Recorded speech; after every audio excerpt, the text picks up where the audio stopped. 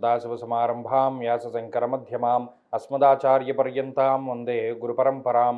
జ్యోతిషాస్త్రాన్ని భావితరాల వారికి ప్రసాదించిన ఋషుల యొక్క పాదపద్మాలకి నమస్కారం చేసుకుంటూ, అలాగే నాకు ఈ జ్యోతిష విద్యను నేర్పిన గురువర్యులు జ్యోతిష బ్రహ్మ కీర్తిశేషులు శ్రీ ఈరంకి సూర్యనారాయణమూర్తి గారు, సూర్యశ్రీ దైవజ్ఞ గారి యొక్క పాదపద్మాలకి నమస్కారం చేసుకుంటూ, ఓం శ్రీ మహాగణాధిపతి నమః, శ్రీ గురుభ్యో నమః, హరి ఓం.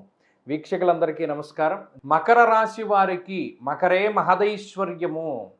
ఎంత ఐశ్వర్యం పట్టింది మకర రాశి వారికి అంటే, 6వ స్థానమందు రవి బుధులు యోగిస్తూ ఉన్నారు, సప్తమందు గురుడు యోగిస్తూ ఉన్నారు, అష్టమ స్థానమందు శుక్రుడు యోగిస్తూ ఉన్నారు, 2వ స్థానమందు రాహువు, తృతీయమందు శనేశ్వరుడు, అలాగే తృతీయమందు చంద్రుడు. అంటే ఉన్న 9 గ్రహాల్లో 7 గ్రహాలు ఈ వారంలో మకర రాశి వారికి అనుకూలంగా ఉన్నప్పుడు మకరే మహదైశ్వర్య అన్న మాట చాలా యాప్ట్గా ఉంటుంది. అంటే 7 గ్రహాలు గోచారంలో యోగించడం అనేటువంటిది చాలా రేర్, అంటే చాలా అరుదుగా సంభవించేటువంటి విషయము.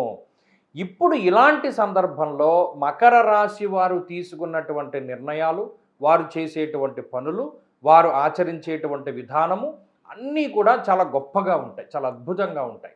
అంటే మీరు ప్రతి ఒక్కరిని ఆకర్షించగలుగుతారు. అలాగే ఇది పాజిటివ్గా ఎక్కువ ఉపయోగించుకోండి.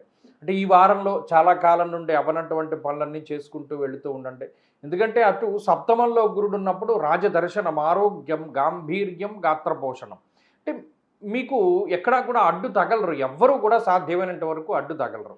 చాలామంది నాకు ఫోన్ చేసి చెప్పారు, ఏమంటే జూన్ 2 దాటాక మకర రాశి వారిలో మార్పు వచ్చింది, మాకు ఉద్యోగం వచ్చింది, మాకు విదేశీయానం కలిగింది, మానసిక ప్రశాంతత వచ్చింది, పెళ్ళి అయింది, పెళ్లి కుదిరింది, సంతానం కలిగింది, ఇవన్నీ. అలాగే ఈ వారంలో కూడా చాలా అద్భుతమైనటువంటి ఫలితాలు ఉన్నాయి.